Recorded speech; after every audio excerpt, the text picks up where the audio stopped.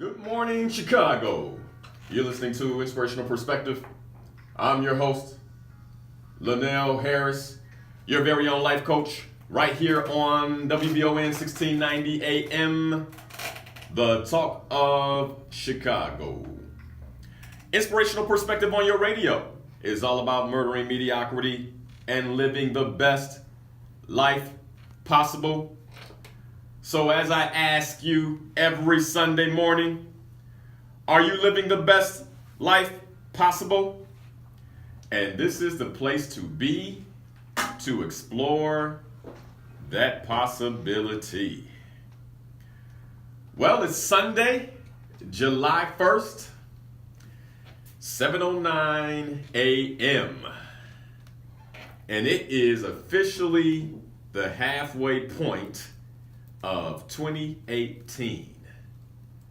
Officially the halfway point of 2018. Man, has this year flown by. Woo! I'm telling you. Either way, here we are. And, I always got to ask a question.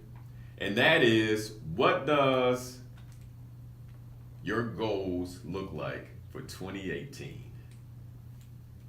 What do your goals look like? I mean, we're halfway through, and I hope that you set some goals and that there's some things that you want to do.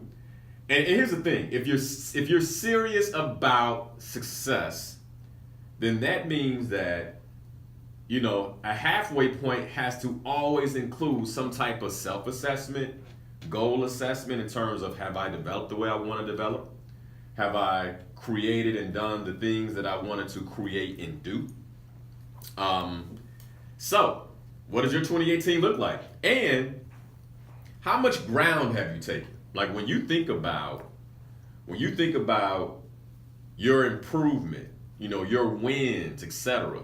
How much ground have you taken? In coaching, when I'm working with my clients, typically at the halfway point, we do this exercise and I ask them that question: how much ground have you taken?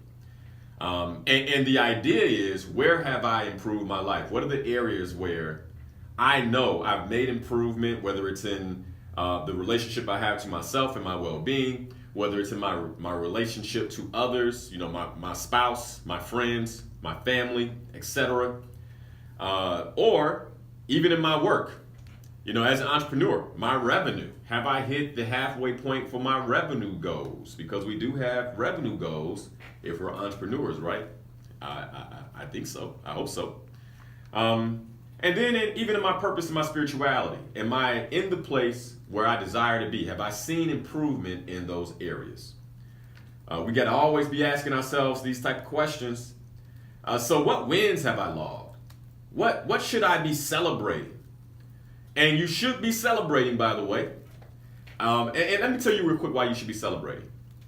Because when you're playing a big game, and I hope that we're playing a big game, but when you're playing a big game, you have to celebrate every win you get. Because when you're playing a big game, you will have your losses, you will have your fails. And I can guarantee you, I don't have to tell you to suffer your loss and to struggle over your failures. That's automatic for most of us who are human beings. So when we're winning, we got to celebrate. We have to celebrate. So this July 1st, this halfway point of 2018, what is there for you to celebrate? Like, what wins do you have? And this is an excellent week to do so. A lot of celebration taking place this week. And then you have to ask yourself, in alignment with my goals, where am I falling short? And why am I falling short? And one of the other questions I would challenge you to ask yourself is, what weeds do I need to pull out of my productivity garden, right? You say, well, Linal, what do you mean by weeds? Weeds are your distractions. So if you're doing the halfway, right now you're like, wow, it's halfway through the year. I haven't accomplished the things that I said I would accomplish, the things I told myself that I would accomplish. And you're wondering why. The first place I would have you check is with your distractions. I call those the weeds in your productivity garden. How much time have you spent on your distractions? Some of us, We may not have accomplished our goals, but we've seen, maybe 4 or 5 series on Netflix. I mean, we've checked out everything. I could call you and you can tell me exactly which series to avoid and what series to watch. You know which one is boring and which one is exciting. But then when you look at your goals, well, those are falling short. Well, consider that you just found a weed, right? Because weeds choke out the possibility of your productivity garden. And no matter where you are, one of the good things about halfway points about first, right? First day of the year, first day of the halfway point, is that you get the opportunity to restart. So you could actually recommit. No matter how things are looking right now for you, you can make a very conscious choice to say, you know what, I'm moving forward. I'm going to move forward despite the mistakes I've made, despite the ground I haven't taken, and clarify and declare new action. And that's the beautiful thing about being alive, because as long as you're alive, you can always start. You can always choose something different. So, good morning to all of you all on Facebook. Thank you for joining. Those of you on Instagram who are watching, thank you as well. Looking forward to having an exciting show. This is part 4 of how to take yourself to the next level. And today we're going to be talking about the characteristics of success. The characteristics of success. And if you're just joining us, maybe you haven't had the opportunity to hear a lot about the last few series, and you're curious about, okay, well, what did you all talk about? The first thing that we talked about is we talked about what is the next level, right? Part 1, what is the next level? When we talk about taking our lives to the next level, what exactly is that? And how do you clearly define what success is for you? So in part 2, we talked about what is success. Because I know some of you, right away, you say, Linal, success is not money, success is not this, success is not any of these things. And what we identified during part 2 is that success is whatever you deem it for you, right? And success is living aligned with that, and whatever you deem it, we're hoping is aligned with your purpose on the planet. Then we talked about what gets in the way of success, right? The blocks, the mental blocks, the physical barriers and obstacles that get in the way of success. And then last week we talked about the psychology of success, and the power of the mind, the power of goal setting, and how to control your mind. And part of how you control your mind is you control your inputs, right? Your inputs become outputs. And then we talked about the power of taking purposeful action. And now we're going to begin to define the characteristics of success.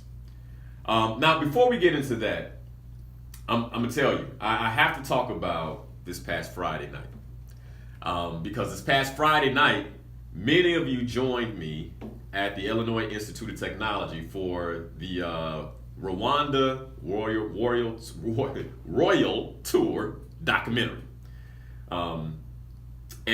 Man, when I tell you that event exceeded my expectations, I was completely blown away. I was blown away, one, by you all and the level of engagement. Oh my goodness. You had a packed room.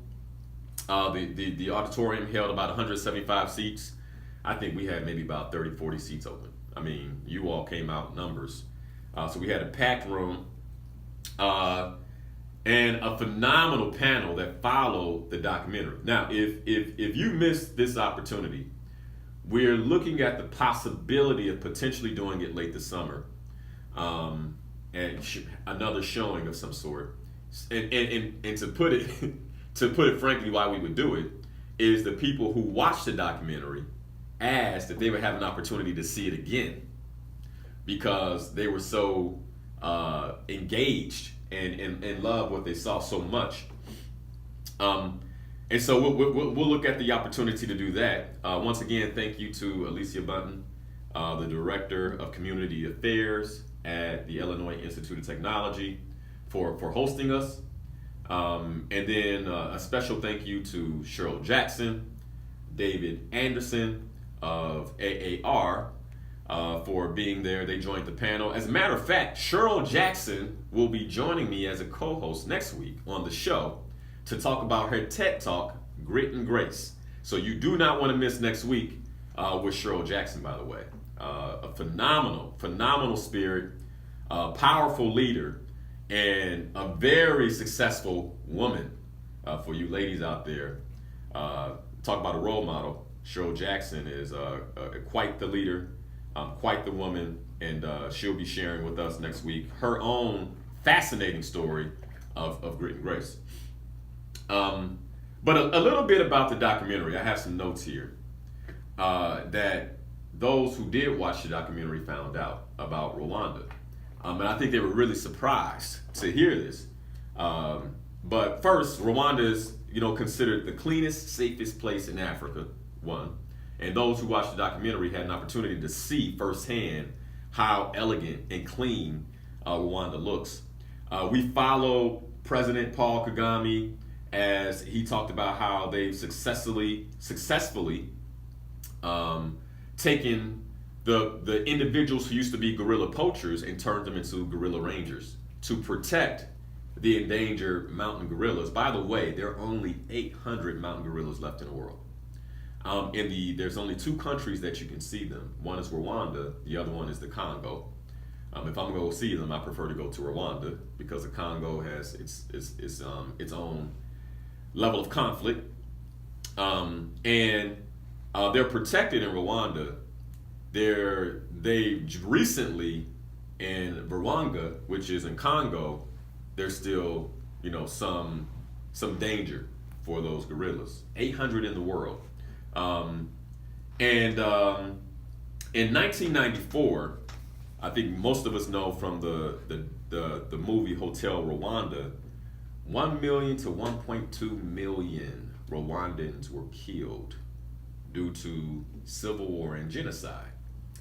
And I think the thing that captured most of us, and if there's anyone who was at the documentary, if you want to call in and share your perspective in the next few minutes, please do so. 773-591-1690. I think for all of us who were there, by the way, we had representation from the Rwandan embassy. So Mr. Bani, I don't want to mispronounce his last name because I don't have it written down, but Mr. Bani came out along with a few other Rwandans, and they shared their own personal stories of that genocide, how they lost family members, people that they love, care about. They shared other stories, and it was a moving event. And I think more than anything, the thing that we all walked away with was the power of forgiveness. The power of forgiveness. And I want you to hear this part. One of the young ladies, I can't remember her name. I think it's Annabella. I don't want to I think that her name was Annabella, but she was Rwandan.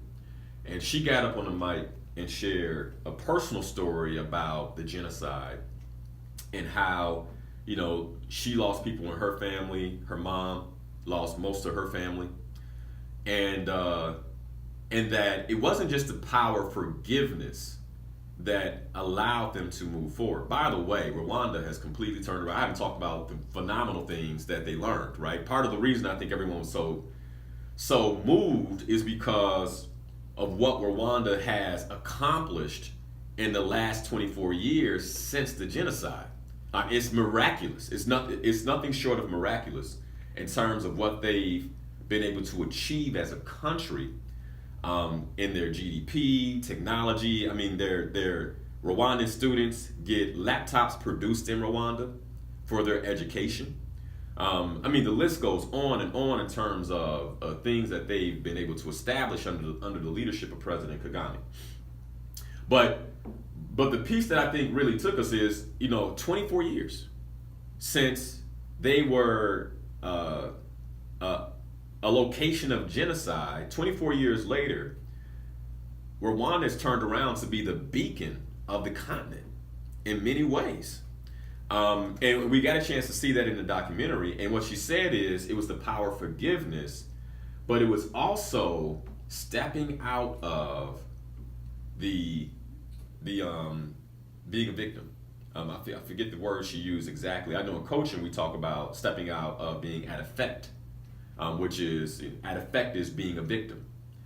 And I was just blown away by that, because when you think about what it is to be a victim, by the way, being a victim, what it means is you're a victim of your circumstance, right? You're a victim of the past. You're a victim of things that took place, and you keep replaying them and replaying them and staying victimized, staying in the same perpetual state of victimization, even though you're no longer a victim, right? And many of us have never been a victim.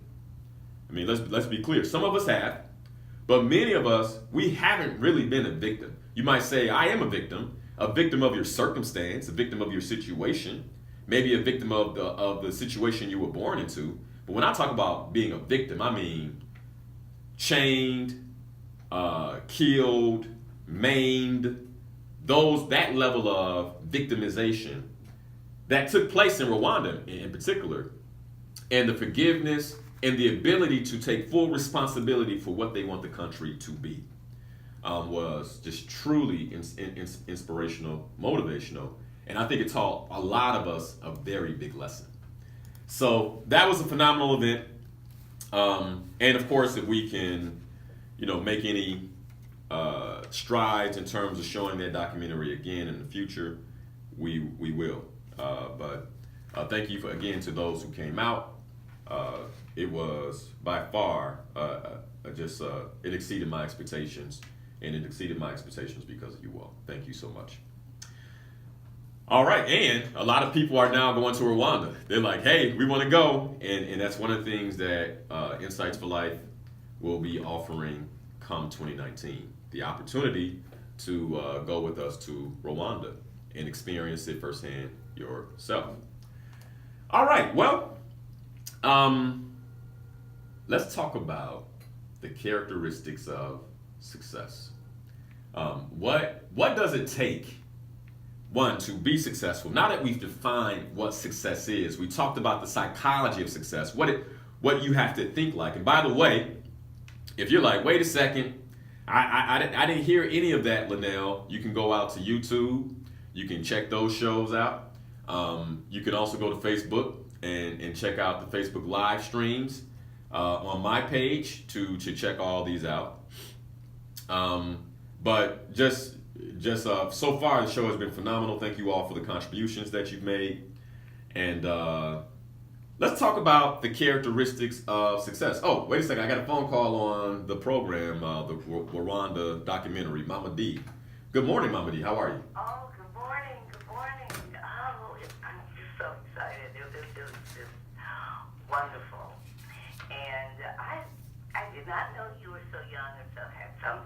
And thank you. I did not know that I would be sitting directly behind your beautiful, beautiful wife, and that big pedestrian-sized diamond she had on her finger. It was like, what are all these disco lights? Just lighting of everything. Oh my goodness, yeah. But the part about forgiveness, I thought that was so interesting because the president, when you have good leadership, effective leadership, yes, you don't forget the past. So that's right. Don't forget the past. He had right. that genocide museum. The museum, yeah. So they didn't forget the past. That's right. But to go forward, he's using the drones to drop medicine. Yep. We in the United States are using the drones to drop bombs and kill people. Mm-hmm. So how that effective leadership and how he was so beloved by the people until they changed the law to give him a third term. Yep. I found that fascinating. But the forgiveness, getting back to that, mm-hmm. you actually have the Hutus and the Tutus and that. Tootsies. Yes, the Tutsis having them go to the people that they have injured yeah. and ask for forgiveness and be given that forgiveness so that everybody has a space in order to grow and become better. And real quick, Mama D, let me tell them what you're talking about. So in Rwanda, they have this, they call them community courts that are led by the community, and they call them gachacha.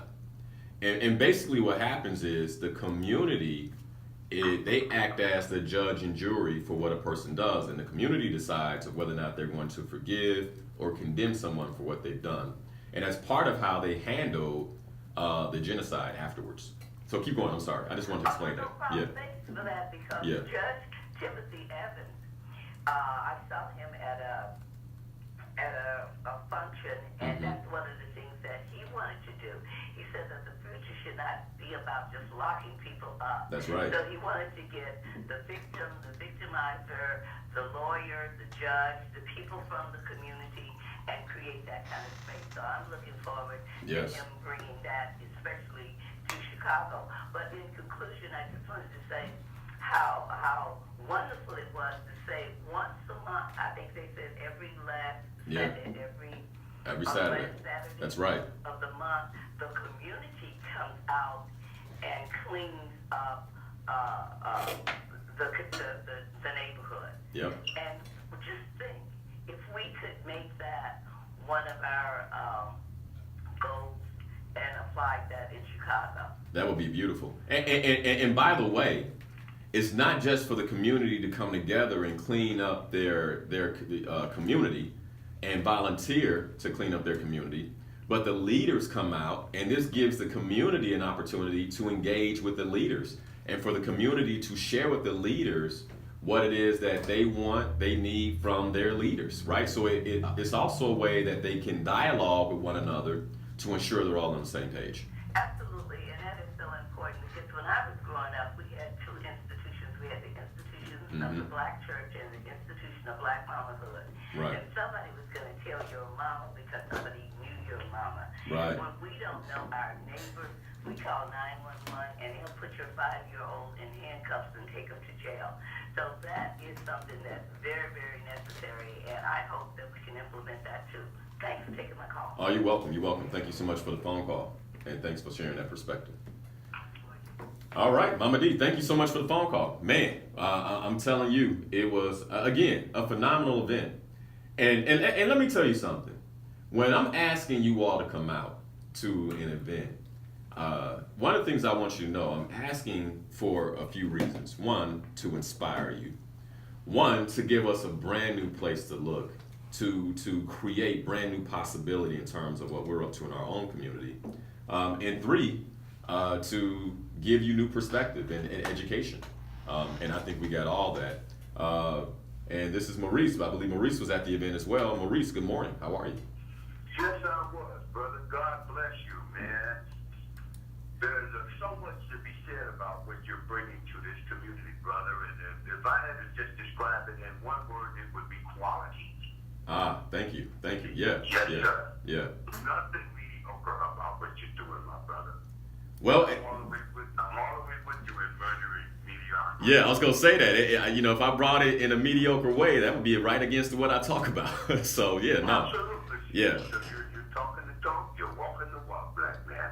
Appreciate that. What? And I what gave you that picture. You frame did. With the one God, That's one right. people, one bank. You did. Thank you for that. You had a chance to look in that manila envelope, because we are in a mediocre position economically, well, politically, economically, socially. But black folk got a lot of work to do. We do. But God always has a ram in the bush. In the world of business, brother Linal, they look at things in terms of two ways: Right. assets and liabilities. True. You are one of the assets, brother. We got a lot of liabilities. Like a lot of people still on mediocre stuff. But God's got a lot of assets out there. You are one of them. I appreciate that. And I Thank you. hope we can all Thank you. come together and work out an economic solution to these problems, because economics is at the crux of all this stuff, my brother. Agreed. So, keep it up. Stay with God. He ain't finished with you yet, black man. Thank you for that, Maurice. Thank you so much for the phone call, brother. I appreciate you. Yep. And again, thank you for the the beautiful gift, the frame, along with what you put in the manila envelope in the back. Appreciate that. Thoughtfulness, very thoughtful. It's one of those things where you're like, oh wow, thank you. I mean, I don't do this for gifts or for anything from the community. And so once again, thank you for that, Maurice, for that kind thought, to share that with my wife and I. All right, well, let's get into the topic, because I'm sure a lot of you all, you called, you joined the show because you want to hear about these characteristics of success. I got more people calling from the documentary though, so I'm gonna take this one last call, and then we'll. As a matter of fact, there was one gentleman there who wanted to connect with me, and I didn't get your information. And so if you're out there, call in and give my producer the information, so that way I can reach out to you. But Neil, good morning. How are you? Oh, great. I would say Friday night was man's greatest day. Nice. I was so overwhelmed. I happened to be sitting in front of a young lady that was from Africa. They Okay. came up with smoke. Right. And it was just tremendous to be there to experience not only her as well as the official minister that talked about the reconciliation of how things take place there, and enlightened us to say we could have a change of a heart and do it here also. That's right. And to also find out about the financial opportunities in the countries and how you can get in business in 24 hours. Yeah, we didn't talk about that. Hey, when I tell you all missed a good event. I mean, we covered so many different aspects, but one of the things we talked about is the power of doing business in Africa, in particular Rwanda. Do you remember what they said the APR was on a savings account? 8%, man. Yes, this is a basic. With some relatives now and tell them, hey, you need to wake up. Yeah. There is a saying that I think we need to coin over here with everyone, especially of color. Yeah. What's the up? Yeah. We can put everything what we want in between that up. But we definitely need to do that. Yeah. And I asked the question of the Rwandan official that was on the panel with us. I asked him, I said, what is the APR? Because I didn't know what it was in Rwanda. I know what it is in other African countries. In Ghana in particular, it's 9%, right? So, and this is, by the way, a basic savings account. We're not talking about a CD, right? We're not talking about a money market account. This is a basic savings account. In Rwanda, you get 7 to 8% on your money. That's not rocket science. No, it's not rocket science. And then, if you recall, when I asked him that question, he said, well, it depends on what kind of savings account, because if you do get a CD or a restricted account where, you lend the money to the bank for a year or more, it can get up to as much as 30%. Whoa! You remember him saying that? Yeah, man. Wow. I thought he was talking about that related to business, No, he was talking about if you put your money in the banks there, like in terms of, they have different terms, of course. This is not a basic savings, but if you are willing to allow them to secure your money for 2 years or more, etc., he says then the percentages begin to jump, and it can go up to as much as 30% on your money. And talking about broadening, man, we thank you for brother for broadening my man. I hope the other folks are thankful also, but we definitely need to do this. Our community is hungry. Yeah. Get educated and broaden our minds, broaden our scopes beyond our borders. Because things that's where, get out of the box, that's where our answers is.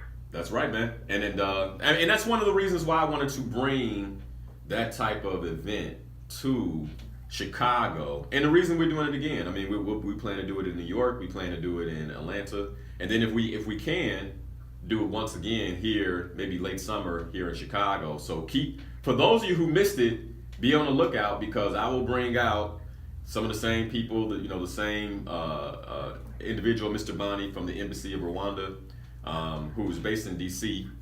And we'll bring them back out, and so you all can interact and ask questions again and watch the documentary. All right. Yeah. Thank you. All right. I did get some people there, and I hope to get more people there next time. So because this is rich. That's right. And this is Benjamin Neal, correct? Right. Right. All right. Yeah. So be expecting a phone call from me. I didn't forget about you. Okay. All right. Thank All you. right. Okay. All right. All right. All right. All right. So you guys got it.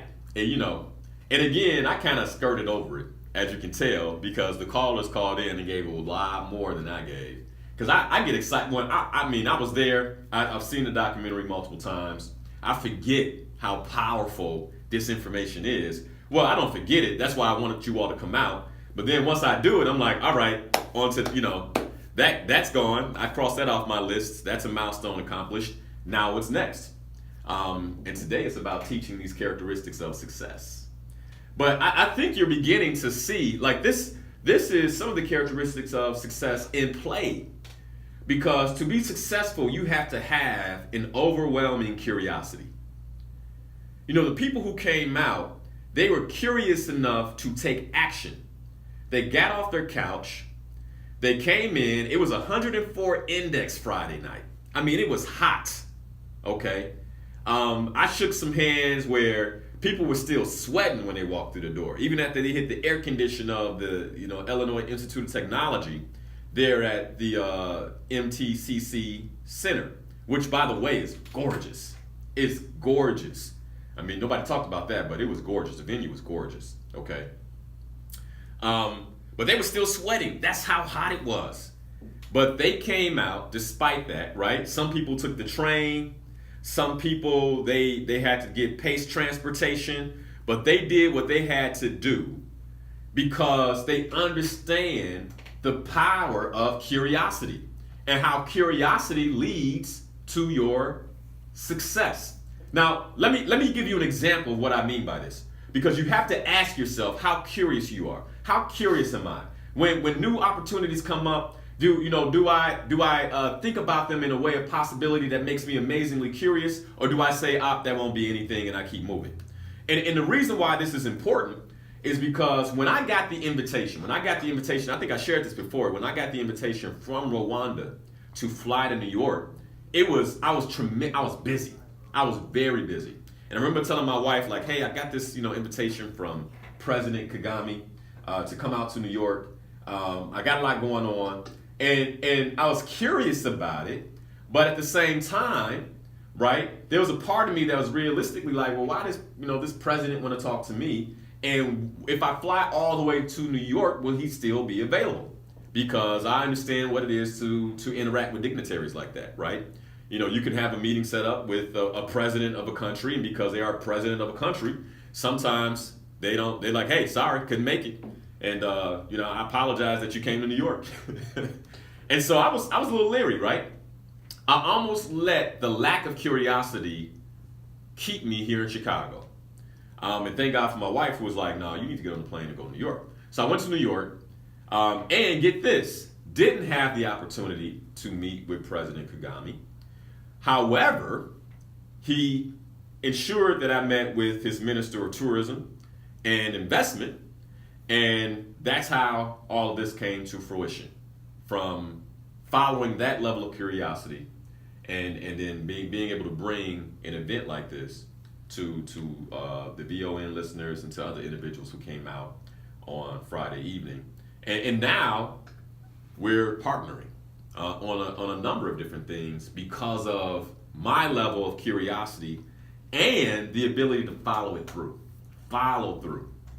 And I don't even have these written down. These are, I'm just saying, these are other parts of the characteristics of success where you have to ask yourself, am I being curious? When I look at my son, like, part of the reason he's learning so quickly, and I believe that he'll experience success in his life, is because of the level of curiosity that he has. I mean, he's curious about everything. Gotta watch him, because he was like, what is that? The other day, he found this little button that works one of the lights in the living room, and he was clicking it on and off, and he looked at me, his eyes got big, like, man, this is amazing. I'm working the lights. But then guess what? Last night, him and I were in the living room, and he's looking all over the place for that thing. Where is it at, right? He's just level of curiosity, and that's what it takes. We look at a child, we say, wow, that's a healthy child. They're learning. But we get older, where's your curiosity? Like, are you willing to step out of your comfort zone and do things because of that level of healthy curiosity that you have? All right, so it's the halfway mark, July 1st. And one of the other things that it takes to be successful is a healthy level of intention to go to the next level. And if you have that healthy level of intention to go to the next level, then it makes you not only curious about opportunity, but it makes you curious about your own development and what you've been able to accomplish.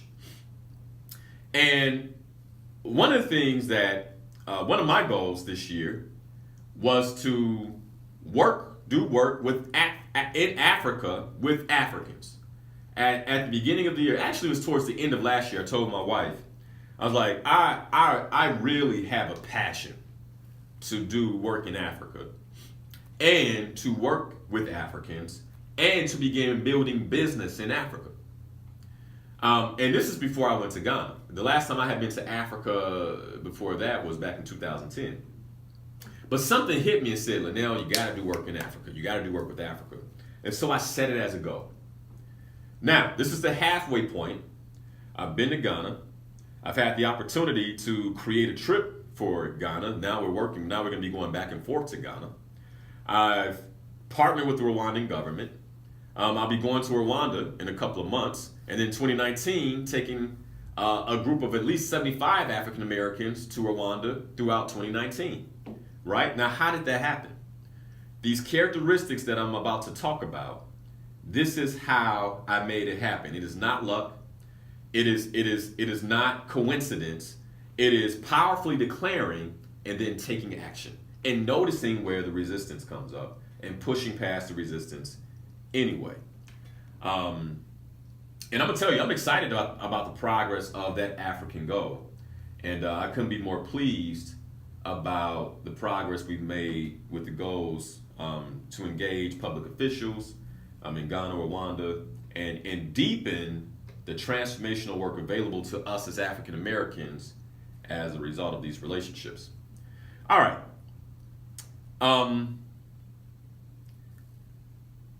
One of the characteristics of success I talked about was curiosity. And I'm going to stay there one moment before I continue. Because I saw something yesterday that really struck me. My wife and I, we went to breakfast. And I'm going to frame it in a question. And I'm going to ask this question of each of you. What is your capacity? Like, what is your capacity today? And I want to give you an example. 5 years ago, when I first started here at WVON, right, Saturday nights, I barely had the capacity to do an hour on the radio, right? And as a matter of fact, in order for me to successfully do 1 hour on the radio, I had to almost type up the entire show. I mean, I would literally, my wife would tell you, the Friday night or the Saturday morning before the show, I would be in my office for hours, putting together the thoughts, the themes that I would talk about on the show, right? Why is that? Because I was pushing my level of capacity, my ability to bring inspirational topics, motivational topics that people would want to listen to as I spoke on the radio was me pushing myself to my capacity, okay? To my capacity. It's something I had never done. It was something that was difficult, was challenging for me to do. All right, now listen to me carefully, because again, the question is, what is your capacity? Now, here it is, 2018. Okay, I started radio on WVON 2013, February 21st, I believe, 2013. Okay, I remember the date because I remember sitting at this very mic, petrified. Petrified afraid, but willing to do it afraid. Okay? One of the characteristics of success we're going to talk about later is courage. The week before I came on the air live for the first time, the thing I battled most was quitting, was calling Melody Span Cooper and telling her I'm not going to do it because I was afraid. I was afraid I could lose my lucrative executive position in corporate America if I said something wrong. I was afraid that I would embarrass myself on live radio. I was afraid. The reason I showed up is because, one, I was able to pull from my purpose, what I knew my purpose on the planet was, and fortify myself with courage and do it afraid. And by the way, maximize the capacity I held at that time. The capacity I held at that time was the ability to speak for an hour if I prepared for 4. If I prepared for 3 to 4 hours, then I had the capacity to inspire you all on a Saturday night for 1 hour, for 60 minutes. That's what it took for years. For years. Now, here I am, Sunday mornings, right? Started Sunday mornings 2018. And I'll tell you, when Melody put the opportunity in front of me, it had me question my capacity. What do you mean, Linal? Well, this show is 2 hours, right? So can I double my capacity? Now, the beautiful thing is it didn't take me 3 or 4 hours to prepare for the show anymore. It took me about 30 minutes, right?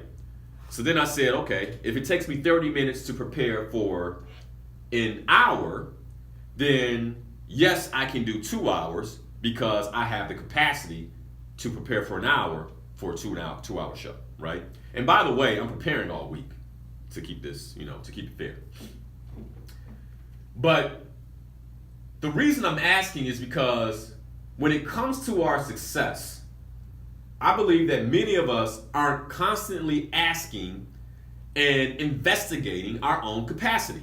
What is my capacity? Let me give you an example. My wife and I, we have this favorite restaurant. It's a black-owned restaurant near the house that we love to patronize because the food is amazing. The breakfast is amazing. They do a really good job. And we go in different times, typically Saturday mornings. And we noticed the trend that when we go in on Saturdays, that the owner and his staff, they always seem to be at capacity, if you know what I mean. They're stressed out. They're making mistakes. And if we go in on a Friday morning, we get excellent service, right? Excellent service, excellent food. We have an excellent experience. However, on a Saturday when there's a full house, we notice that they hit their capacity. And when they hit their capacity, it hinders their ability to provide an excellent experience. And we've been noticing this not just for 1 year, but for 2 years, right? And it got me curious, and I got up and I went and talked to the owner. And I told him who I was, what I do. And I told him that it's time for him to get curious about the next level. And that's what I do. I help take small businesses, individuals, companies, corporations, executives, etc., athletes to the next level. Okay? And he's thank you, and we're good customers of his. But the experience we had yesterday could potentially have us looking for another restaurant. I mean, it was a bad experience. I mean, it took us 90 minutes to complete our dining experience. Okay? I think we're talking about breakfast here, right? And it was so bad that other people around us noticed, you all haven't got your food yet? My wife and I are like, we're some of your best customers, right? Now, why are they there? Because they hit their capacity and they haven't done the work to take themselves to the next level, right? When you say work, you might say, well, Linal, what work do you mean? It is the work of looking at where you failed, right? Just because you hit revenue on that Saturday doesn't mean you were successful that Saturday. What was the customer experience? We saw a table of people get up and walk out. Okay? We didn't walk out. But we saw one group walk out, right? And they were upset. They may never come back, right?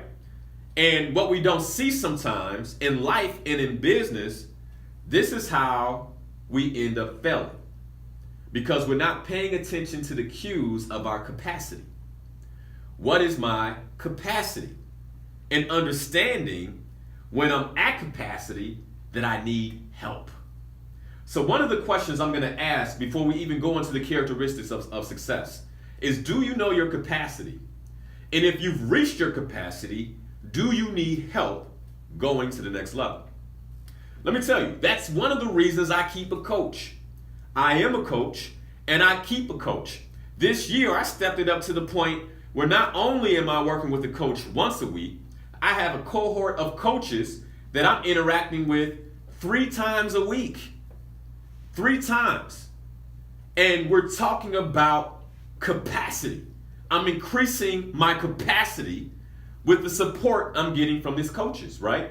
Hey, here's what's going on in my marriage. Here's what's going on in my business. Here's what I notice on how I'm showing up in terms of my goals, right? And then what we're doing is we're supporting each other to increase our capacity. The big question this morning, what is your capacity? What is your capacity? Because if you don't know your capacity, we can talk about the characteristics of success all morning. We can talk about going to the next level for the next few weeks. But you will not hit the next level until you are aware of your current capacity and where you would like to take it next. Part of the next level, we talked about this in the first week, part of the next level, part of going to the next level, part of understanding what success is clearly defining what that success looks like, right? In order to define what success looks like, you have to know and be aware of where you currently are. So, today, where are you? What are your strengths? What are your weaknesses? What are the talents that you have? Are you playing to those talents every day of your life?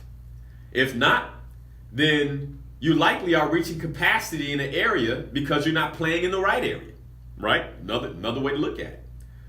What are the roles that you play? What are the roles that are important to you? But this is a very powerful question in terms of what is your capacity. Now with that, I'm going to jump ahead of myself a little bit and go into one of the characteristics of success. And I'm kind of going out of order here. But I want to talk about the characteristic of success called excellence. Because when many of us reach our capacity, then the place that begins to take a hit, more often than not, is the commitment to excellence. And when my wife and I were at the restaurant, one of the gentlemen who was sitting at a table of 6 behind us, he said, "Man, I can't believe you all are upset." I said, "Well, we're really good customers here. We, my job is not to get mad and leave, right? Again, this is a black-owned restaurant. And one of the things that happens is we get mad, we leave, we don't come back, and we say, well, that's why I don't patronize us. And what I would have you do is something different. Is how can I push them, if I'm a customer, how can I push them to deliver excellence? That's why I went up and told them. I held them accountable for the experience, right? This experience hasn't been excellent, and I'm going to come back and I'm going to continue to complain and push you to commit to excellence, and not only how you serve me, but how you serve all of us, anybody that comes in. Excellence. There's a quote by Oprah Winfrey where she says, "I was raised to believe that excellence is the best deterrent to racism or sexism, and that's how I operate my life." Excellence. See, here's the thing. When you bring excellence to the work that you do, it almost opens up the doors of success for you. Let me give you a personal example. Many of you know that I never graduated college with my bachelor's degree. If you don't know, now you know. I do not have a master's degree. I do not have a bachelor's degree. So you might say, well, Linal, how did you go from entry level in corporate America to the role of vice president and officer of a Fortune 500 company? I'll tell you that it was by bringing excellence in my work. Excellence. I learned everything that I could about the role that I played. And in learning everything that I could about the role that I played, when I demanded what was next, despite the fact that I'm a black man, despite the fact that I didn't have the credentials, they had to open the door. Because excellence is the best deterrent to racism and sexism, sisters. When we come back, I'm going to cover the other 9 characteristics of success. Excellence was just number 1, and I could keep going on excellence. But stay tuned. You do not want to miss the second hour of this show, where we talk about the characteristics of success and how are you going to the next level. Again, this is Linal Harris. You've been listening to WVON 1690 AM, the talk of Chicago. All right, we're back. You're listening to Inspirational Perspective. I'm your host, Linal Harris, your very own life coach, right here on WVON 1690 AM, the talk of Chicago. All right, before we went to break, we began talking about the characteristics of success. The first characteristic that I shared was the characteristic of excellence. And I started to share an example of how I've seen excellence work in the lives of others, but also my own life in terms of my ability to grow and receive some of the opportunities I received is because of really tapping into that characteristic of success called excellence. And a question that I would have you all ask is, are you currently delivering excellence at your capacity?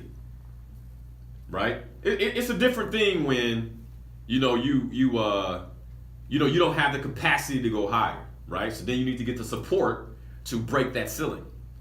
But a lot of us, we're delivering mediocrity. We're not really pushing for excellence in every way, right? And you got to ask yourself, am I providing excellence in everything that I do? How can I take this to the next level? All right, let's start with a phone call. We got Sal on the line. Good morning, brother. How are you? Good morning, doctor. I would like you to consider also adding to those characteristics of success, courage. Oh, courage is. It's on the list, brother. Oh, it is? Okay. It is. It is. I haven't got there yet, but it's on the list. Absolutely. I think exception to the expression we use so often that our people perish as a result of knowledge. But in fact, I say I don't think it's the lack of knowledge. It's the lack of courage. We have so many people who know and understand. So, Articulate. okay. So share a little bit more for me. What do you mean? Like when you say it's not the lack of knowledge, it's the lack of courage. I think you're building on something. I'm curious about that. Oh, sure, man. We are blessed to have so many educated people who are knowledgeable of so many disciplines, Mm-hmm. but don't have the courage to even talk about them, say, in public. The example that you give of yourself, I mean, this is marvelous. Sharing with us the fear, the torture that you would go through when you first started this program, but you did. Yeah. Tell you a real short story about a little cousin of mine. Mm-hmm. She was exceptionally brilliant as a child. When she would do her Easter speeches or Christmas speeches, they would be just unbelievably long. My mother knew that she had the capacity to memorize. So she learned the speeches. But this child, at the age of 5, 6, 7, she would stand in front of the church and cry all through her speech. Wow. But she never would miss a word. She was so scared. Yeah, she was afraid. But she would do it anyway.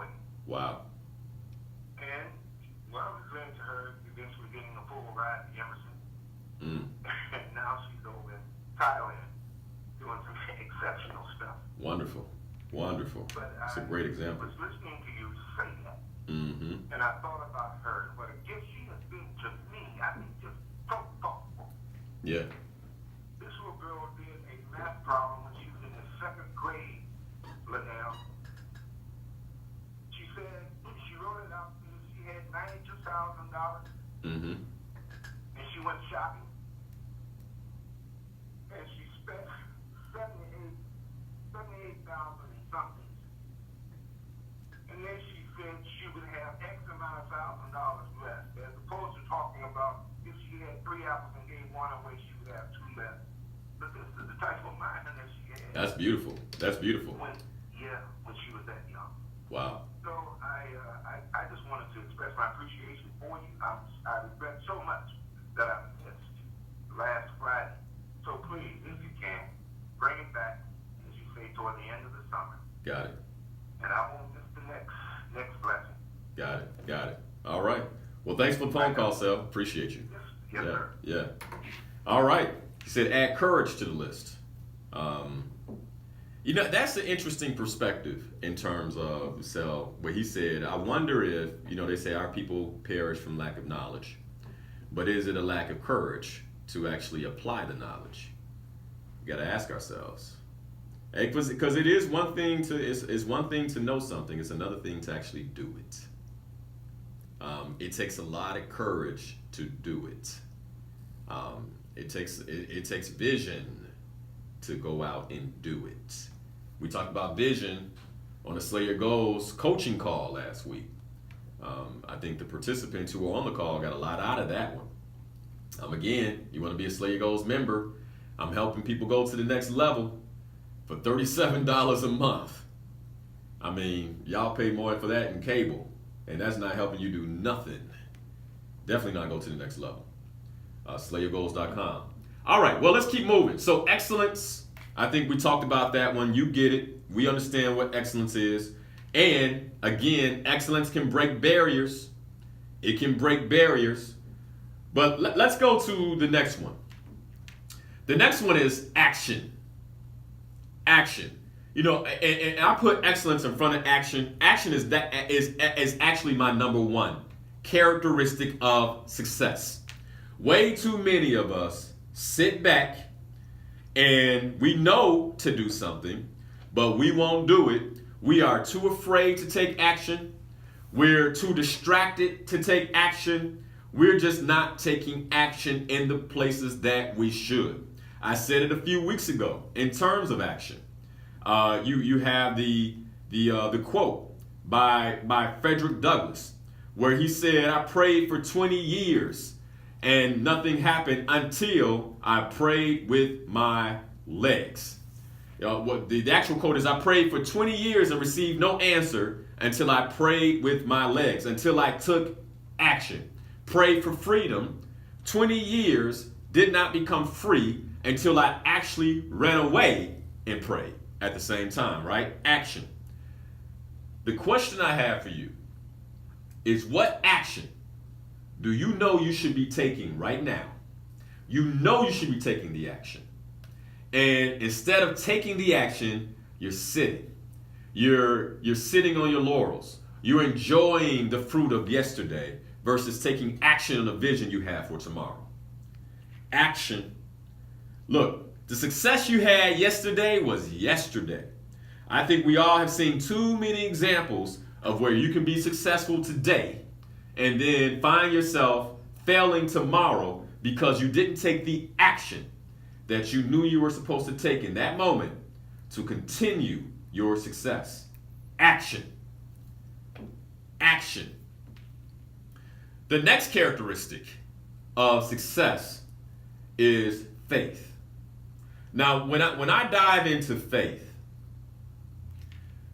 the best way for me to break down faith is, in a lot of ways, to talk about believing that you can. Now, when I say believing that you can, faith is the ability to cast a vision, all right, and see the vision clearly in your mind and believe that because you can see it, you can achieve it, and then you take action from that place. Faith. And if you find yourself unable to take action, you find yourself constantly taking false starts, you know you want to take action, but you're not taking the action, then the place that I would have you look is, do you really believe you can? Do you really believe you can? See, because if you don't believe you can, you're defeated already. And then you need to do some work on your faith. The best example I can provide of faith is Harriet Tubman. Here's a woman that didn't just free a few slaves one time, right? And then say, I've done my duty. See, a lot of us, what would happen is we would never be known as Harriet Tubman because we would go into the South and we free a few people and we come back and we talk about it for the next 10 years. We'd be like, well, I freed some people. I went down there, and we tell that story over and over again. But Harriet Tubman, she freed a few, and then she would dive right back into the South again. And let me set the picture. You all realize if this woman got caught, they weren't going to just kill her, right? She knew what she was up against. Like, she wasn't just going to catch a bullet, okay? If they caught her and realized that she was the Harriet Tubman, they were going to torture her, all right? And then they likely would have kept her alive. So talk about courage, talk about vision, but more than anything, talk about faith. You have to have a deep level of faith to enter into the lion's mouth over and over again to free people, some of whom don't even think they need to be free.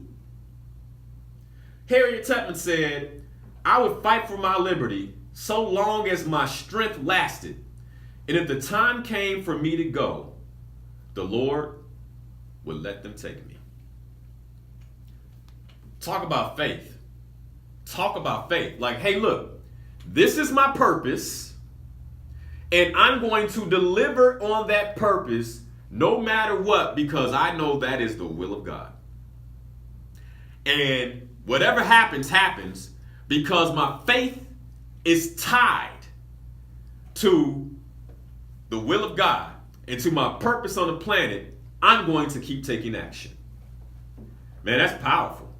And see, part of the reason, like many of us, we want to be successful, but you might be doing work outside of your purpose. And because you're doing work outside of your purpose, then you don't have the depth of courage that comes from purpose to have you lean on your faith and believe that if it is your purpose, you will be successful. Faith. Do you believe that you can? Do you believe that you can? The next one is purpose. You see, I keep talking about, if you notice, purpose keeps coming up. One of the reasons many of us are not successful is because we are not doing work that is aligned with our purpose on the planet. One of the big gifts I got at a young age was clarity of purpose. When I speak to young people at universities, at schools, I tell them your number one priority is to identify your purpose on the planet. Identify your purpose on the planet. Why is this powerful? Well, I said it already, that your purpose allows you to dig down and grab a deeper level of courage. How was I able to get on the radio when I was deathly afraid? Because I knew it was part of my purpose. I knew for me to turn down that opportunity because of fear would have me operating outside of my purpose. And so I had the faith to trust because of my clarity of purpose. I believe Harriet Tubman understood her purpose.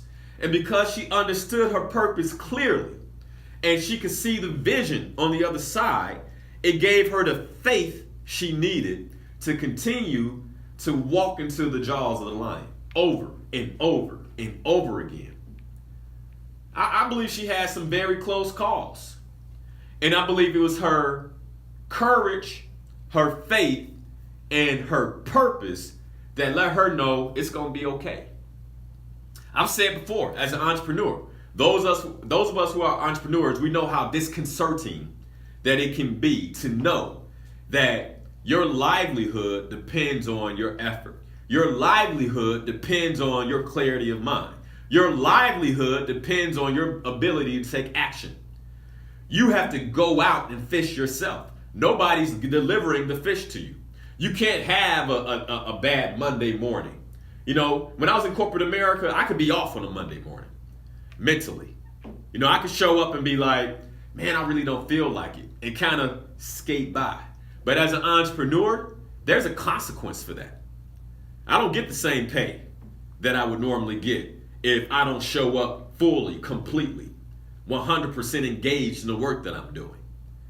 And part of the reason for that is because I was able to step out on my purpose. There is no way as an entrepreneur that I would have peace of mind in terms of my ability to provide for my family over and over again, year after year, in the coming years, in the coming decades, if I'm given the opportunity to live, if I didn't have clarity of purpose.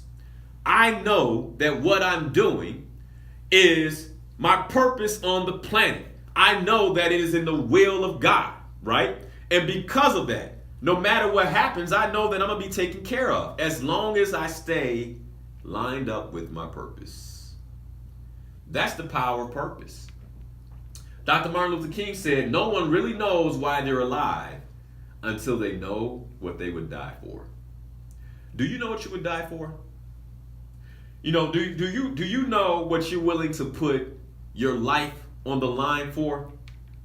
Are you doing work that you would die for? Work that you would put your life on the line for? If all of a sudden the work that you did became illegal, would you still do that work anyway? Would you participate in civil disobedience to deliver on your purpose on the planet? Do you have that level of clarity? Because if you don't, that's your number one priority. Get clear on your purpose. If you go to murdermediocrity.com, you can purchase our course that will help you distinguish your purpose. And as quickly as 10 days, it's called Purpose, Power, Possibility. Murdermediocrity.com. But the reason I created these courses, created these things, is because I understand the importance of purpose. I understand the importance. And I want to be able to deliver it and increase my capacity. Now, this is a good example of capacity. In 2015, I started doing workshops on purpose. And people would always have scheduling conflicts. I mean, each one was sold out. They would all be sold out. I have 10 to 12 people there, they'd be sold out. But then I started having people in St. Louis, California, New York say, Linal, we want you to deliver this purpose workshop. And that became a question of capacity. Do I have the capacity to be traveling around the country when I have a family to teach people how to distinguish their purpose on the planet? And so what I did is I created an online course to increase my capacity to help you. And again, the course is at murdermediocrity.com. But that's a question of capacity. What is my capacity?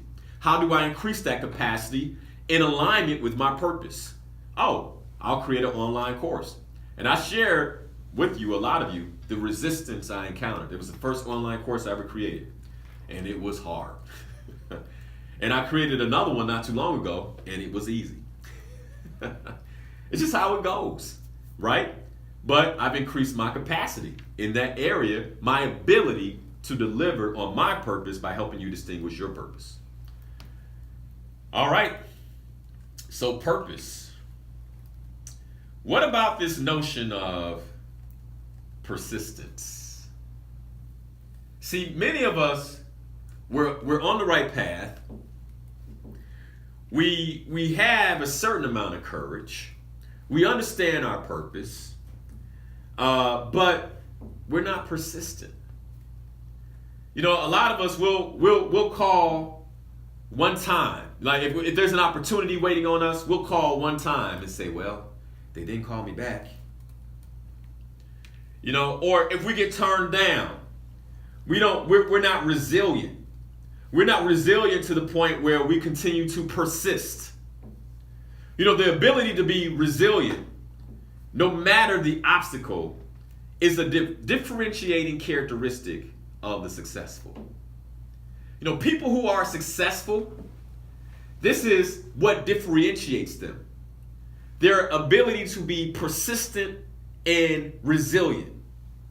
So what do you mean, Linal? Resilience means sticking to your personal objectives, goals, or aspirations despite the circumstance, despite the situation. I once heard resilience described as this. Resilience is a billionaire with $20 billion, and you have to ask yourself, is a billionaire with $20 billion 20 billion times more smarter than you are? Is a billionaire with $20 billion 20 billion times smarter than all of us? The answer is no. The answer is no. He's not. What does he have? He has resilience and persistence. That's what the billionaire is executing on over and beyond what we're executing on. I'll tell you, as a coach, once a person says, I want to be a client, I hold that they become a client. And so here's what happens. I'll talk to the person. I'll tell them all about coaching. Some people get scared.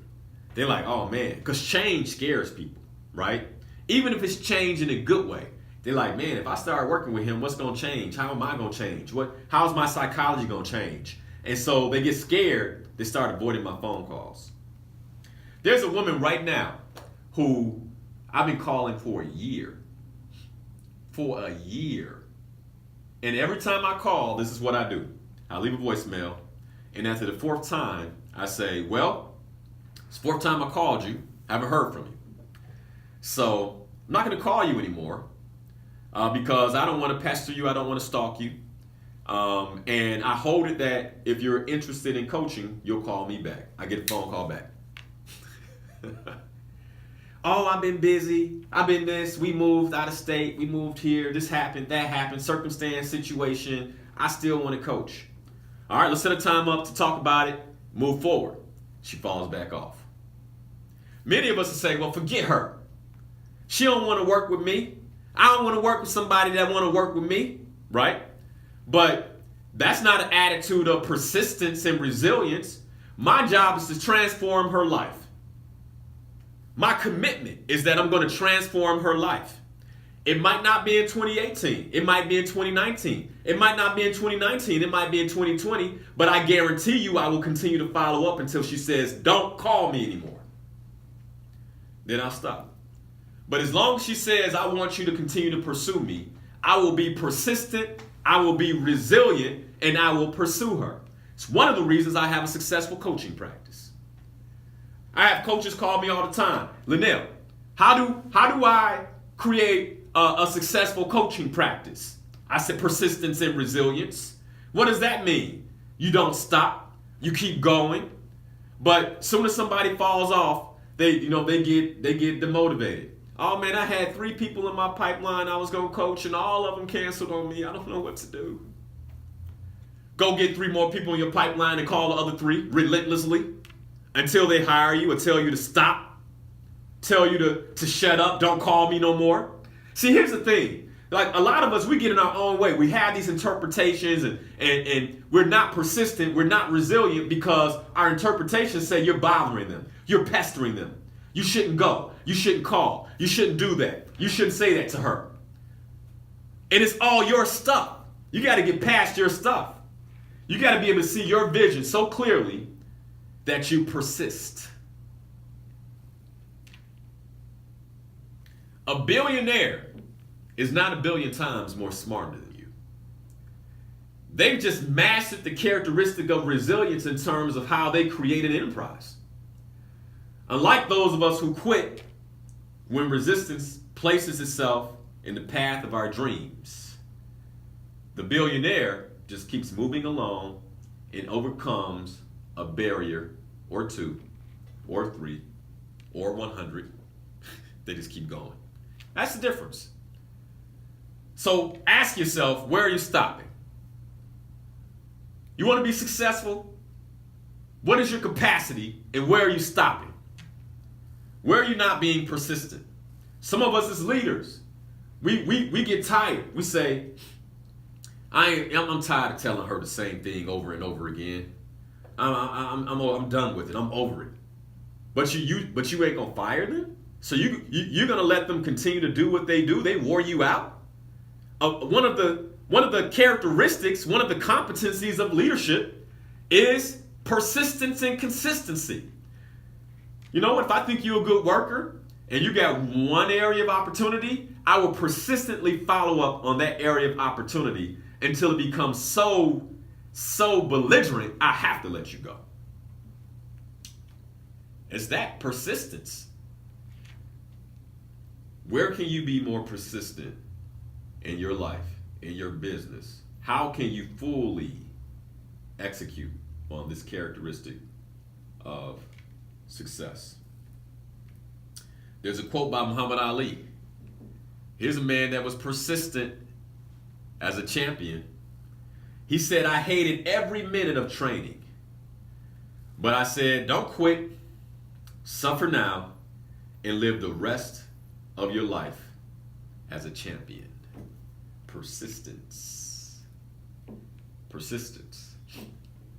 Sel, you called in, you talked about courage. Courage is another one of those characteristics. See, here's the thing. If you notice, each of these characteristics that I'm sharing with you all this morning, they're not really that far off from one another, right?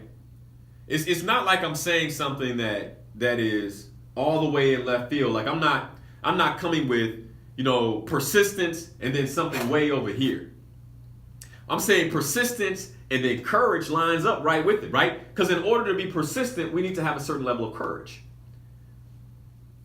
Maya Angelou, she said, without courage, we cannot practice any other virtue with consistency. So without courage, you cannot be you can't be persistent. See, all of these, they go line in line. So then if you lack one, you're not successful. And this is one of the reasons why so many of us, we're living mediocre lives, because we don't have the fortitude, mental fortitude, or we're too distracted by all the entertainment of the information age to really stay on ourselves and say, am I being courageous? Am I being persistent? Am I taking action? Do I believe I can? Am I keeping my vision top of mind? And it's not hard. It just takes focus. Without courage, we cannot practice any other virtue with consistency. We can't be kind, true, merciful, generous, or honest. Maya Angelou on courage. Courage. See, when it comes to success, I'll be the first to tell you, it's not easy. It's going to take hard work. A lot of you are tuned in this morning. Are you willing to do the work? Facebook, it's one of the largest audiences I've had in a while, early in the morning. Are you willing to do the work? And by the way, it's not necessarily hard work as much as it is, are you willing to focus? Are you willing to solidify the inputs that you hear this morning over and over again? Yesterday, my wife and I, we're listening to WVON. One of the brothers, one of the hosts in the morning played Les Brown. And we're sitting there, we're listening to Les Brown. And I said, man, stop listening to Les. I need to start listening to Les Brown again, right? See, it's little small things like that when they come across your way. You say, yeah, that's an input that I'm gonna start purposely, aligning myself with. Because what he's talking about, I want that to be a part of my psychology. If what I'm talking about, you want to be a part of your psychology, consider that listening to this show one time is not going to do it. That's why Emmanuel, he uploads it to SoundCloud. We put it on YouTube, right? So you can listen over and over and over and over again. This is how we indoctrinate ourselves. One of the other characteristics of success, we talked about it already, is clearly defining what success looks like for you. So I'm just going to say that. I'm going to sit that there, and you have to go look at the other shows. And I'm going to go to the next one, which is self-discipline. Self-discipline.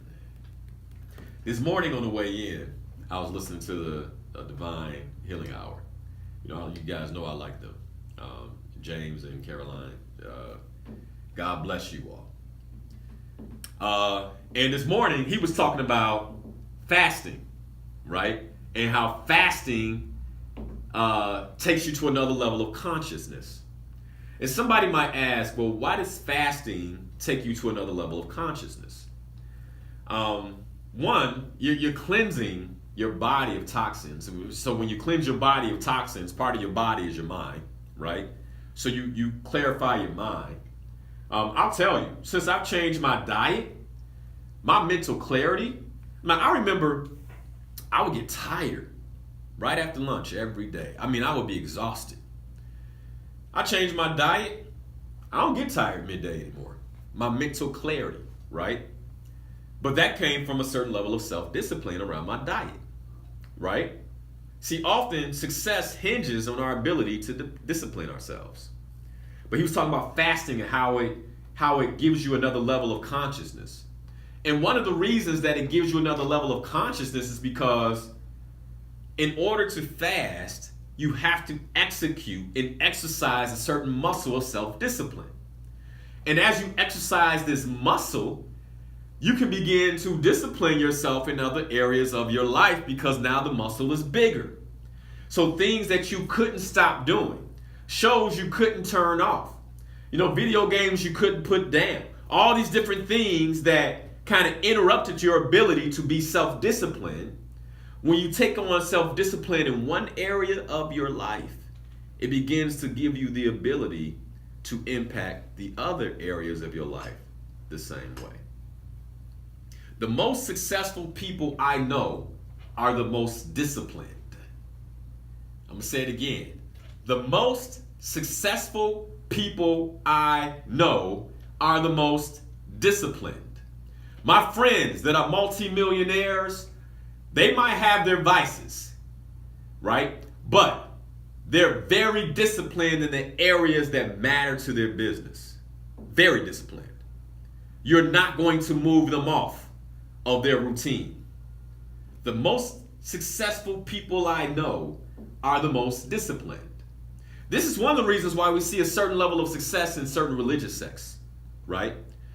You might say, well, is it the alignment to their religion or is it an alignment to the discipline of the religion? Often when there's a certain discipline in the religion, it allows people who are a part of that religion to exercise discipline in other areas of their life.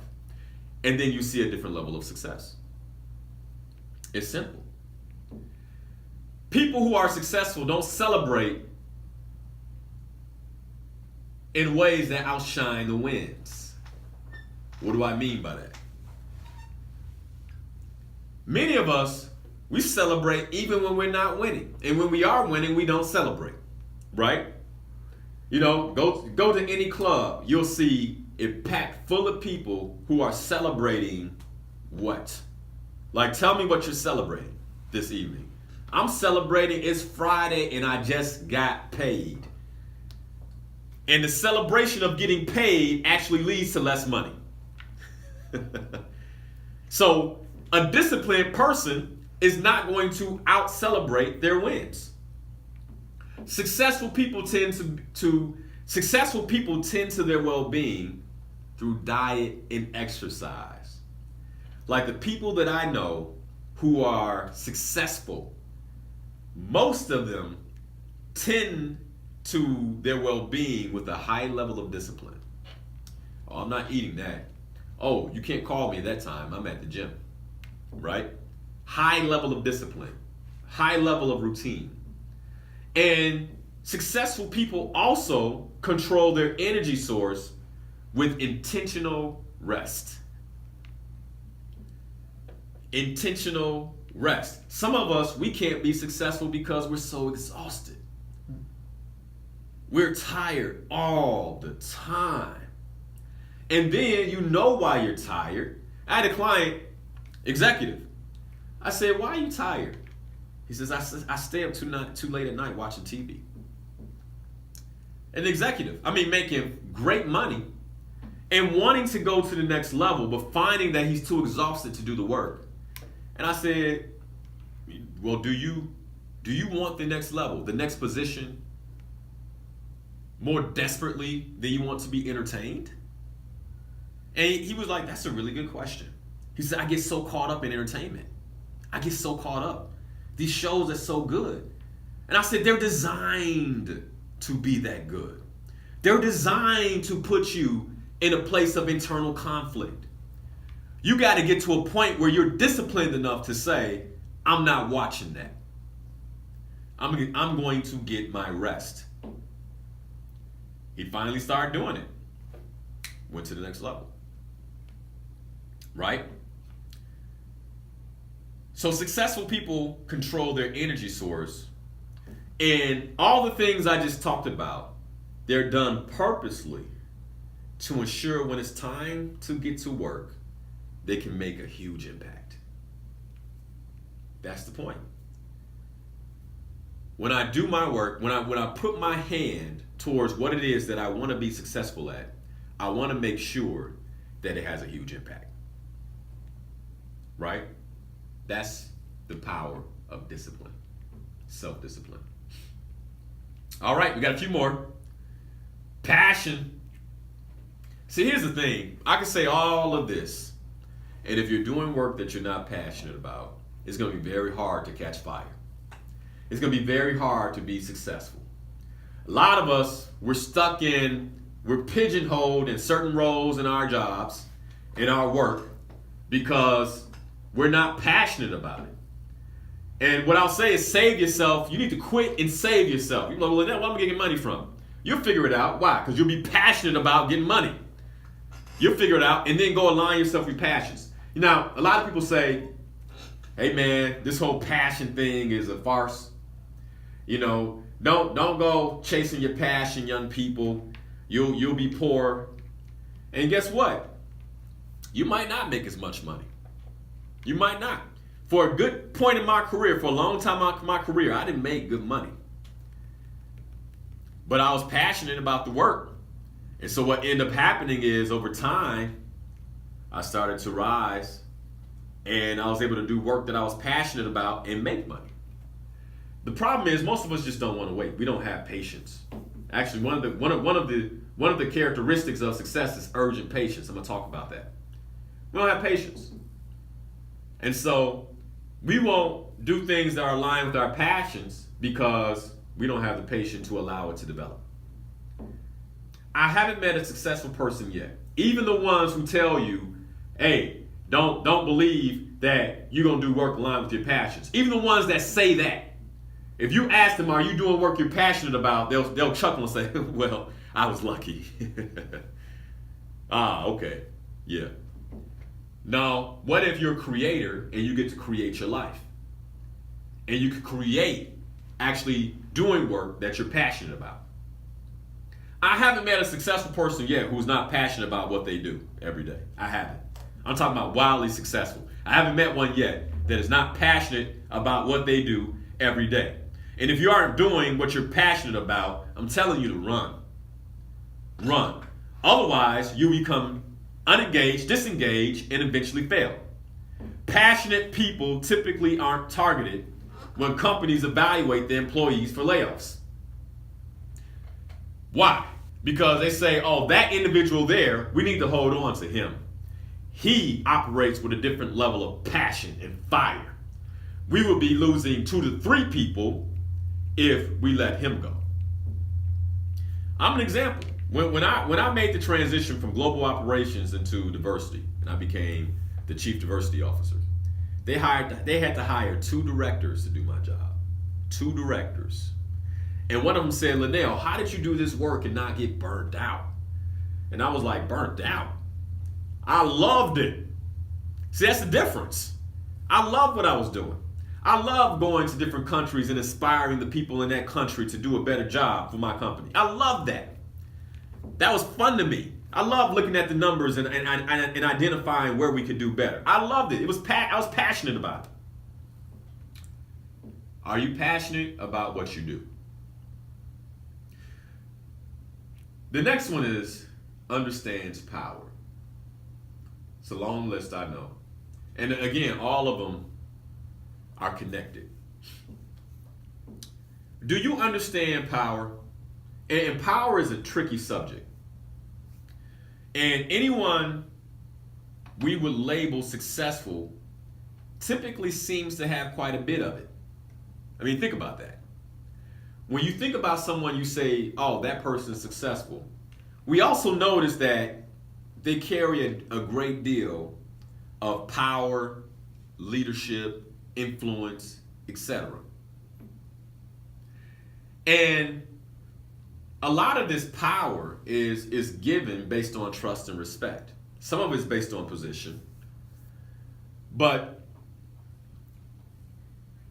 when you understand power, people are more willing to follow you. What do I mean by that? As a leader, I don't want to force anybody to do anything, right? As a matter of fact, Emmanuel, when I hired you, if you remember, you probably can attest to this better than I can. I asked you, what are you good at? What do you want to do? You remember that? Yeah, I remember that.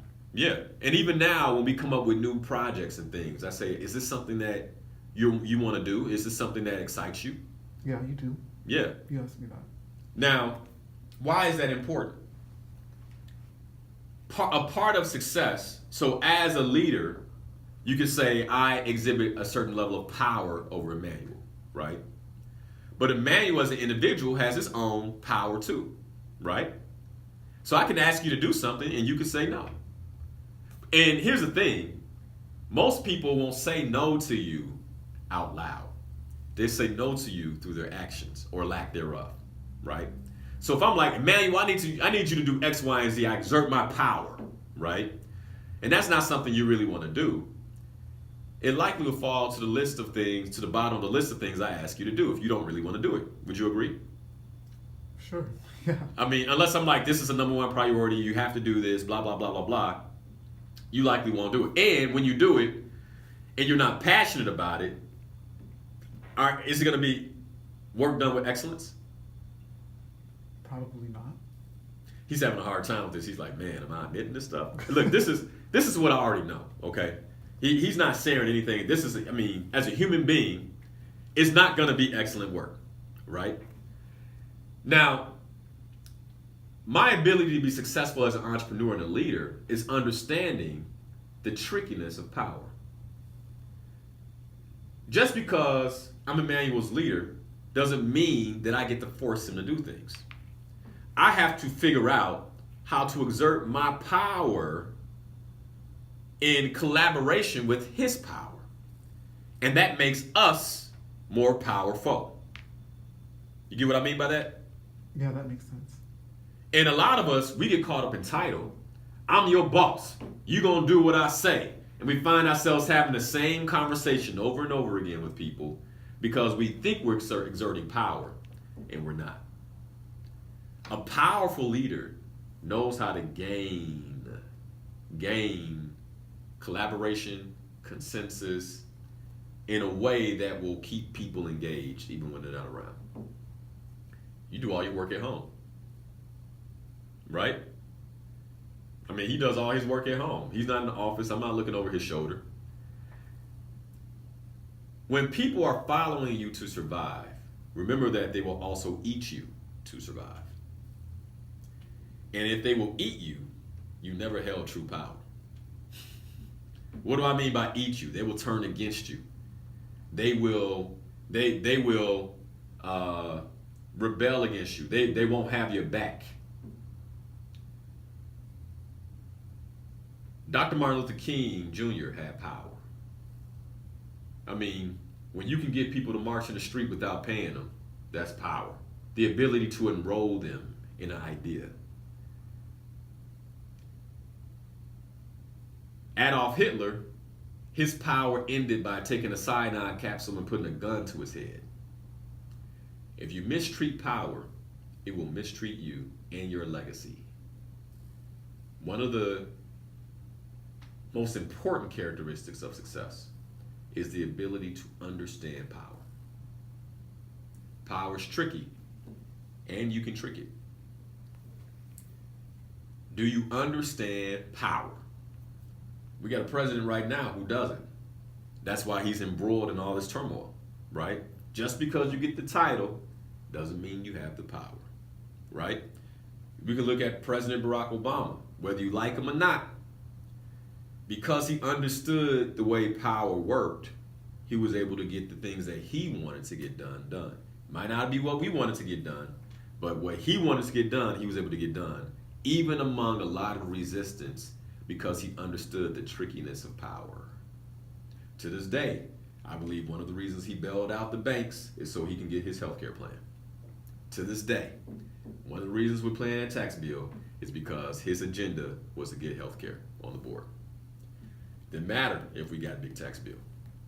I feel a certain kind of way about it. But he understood power, right? The banks had the power. A lot of the Republicans had the power. He played to that power. He used his influence. And when it came time for him to get done what he wanted to get done, he was able to execute. Do you understand power? Because you can have all these other characteristics, and if you don't understand power, you can find yourself wanting. All right. Here are the last two. Can you relate to a mistake? And here's why. Mistakes are made every day, right? So what? Keep moving. Mistakes happen. Learn, then move forward. My wife and I were having this conversation yesterday about having employees. And I told her, I said, look, man, one of the biggest mistakes that you can make is letting go of an employee that makes a mistake the first time. Because if you fire them, you're going to hire somebody else that's going to make a mistake the first time too. And you're just going to be rolling people over, right? We have to learn how to make mistakes as individuals and be with the mistakes of other people. And you can tell a lot of the success is around leadership competence. How do you lead yourself? How can you lead other people? But this is important. How do you relate to mistakes? The wise learn from other people's mistakes to ensure they don't make the same mistakes personally. Right? One of my favorite questions when I talk to leaders, when I have the opportunity to talk to a leader that I admire, is what are the top 3 mistakes that you made in your life? And I sit back and I listen. I don't say anything. I just sit back and listen. Why do I sit back and listen? Because I want to learn from those mistakes and embody those mistakes as if I made them, so I never make the same mistakes. How can I take the mistakes of your past and bind them about my neck like a chain of gold, for those of you who read Proverbs? Right? I mean, that's real. That's one of the characteristics of success. This is where mentorship and listening come in play. Don't make sense for me to engage a powerful leader, a leader that I respect, and do all the talking. That's why I get quiet when I'm around people I can learn from. And I start asking questions. Well, what mistakes did you make? You know, what was one of your biggest successes, and what helped you pull that off, right? I want to sit back and learn. What can I learn? Last but not least, as we close, is this notion of urgent patience. Success is every step you take forward. Look at success in small steps. It typically comes in steps, not leaps, folks. Many of us, one of the reasons we're not successful is because we do not give ourselves adequate time. We are impatient. Impatient. I mean, I can go into the time, I don't have the time now because the show's about to end, but I can go into the time that it took me to really develop my speaking, to really develop my coaching practice, to really develop the competencies that I have today. But ultimately, what it took was urgent patience. Practice urgent patience. Small, urgent, steady steps in one direction equate to great distances over time. Start chipping away today at your own success tomorrow. And stay inspired along the way, because inspiration is definitely a lifestyle choice. You've been listening to Inspirational Perspective. I'm your host, Linal Harris. You can go out and follow me on social media at Linal Harris. That's Linal Harris. You can also go on YouTube, subscribe to the YouTube channel so you can listen to this over and over again.